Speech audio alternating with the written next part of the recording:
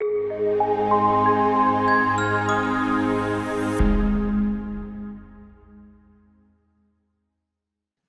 everyone. Welcome to this week's edition of Ian Explains. My name is Don Gibson.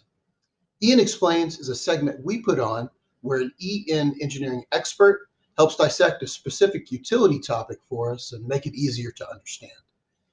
This week, we'll be kicking off a two-part series where we're talking about hydrogen and its introduction into the energy mix of the future. We have with us Adam Bigham. Adam, how are you? Doing well. How are you doing, Don? Good.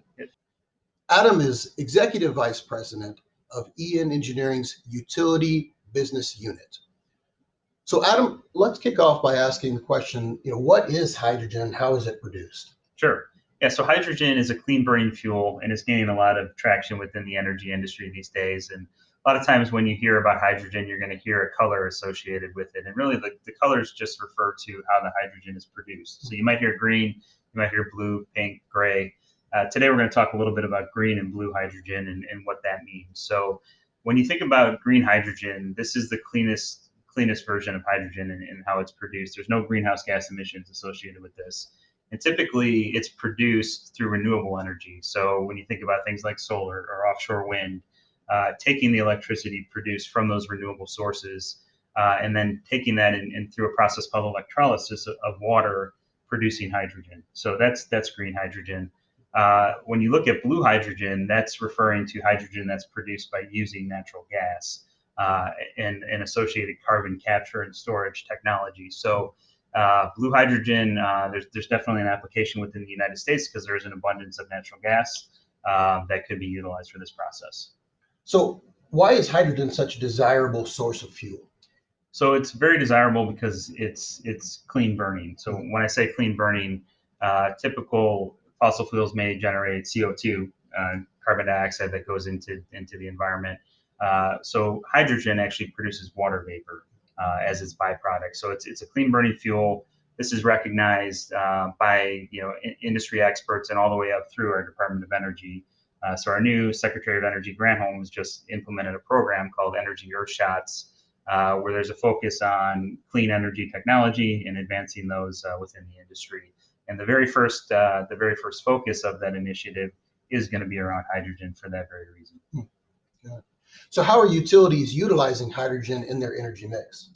So we're seeing a lot of utilities trying pilot programs today. So a lot of them are trying to introduce hydrogen to mix within their natural gas system to see if it's a viable option to blend the two products together to use as a fuel source. So a lot of our clients are piloting these today. They're looking at things like, how does this impact existing facilities? Does this change the way that we operate our system?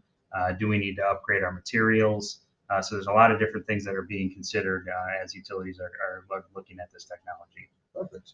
And that leads me to our final question, but how can EN Engineering help utilities as they adapt to this new energy mix? Great question, Don. So today, EN supports many of the utilities across the United States, both on the gas side and on the electric side. And we've got nearly 2,000 individuals that are supporting these capacities. So as we think about hydrogen and potentially introducing that into systems, EN can assist with the design, the review and the design of existing facilities and preparation for the introduction of hydrogen into those facilities. We can also assist in the blending operations. So when you think about introducing hydrogen, you'll need to provide a blend with the natural gas system. So we can help with equipment, we can help with the automation of those facilities. And then we can even get down into things like metallurgy. When you think about the pipes that are within the system today, evaluating those to see if it's viable to introduce hydrogen or if they need to upgrade the system prior to doing so.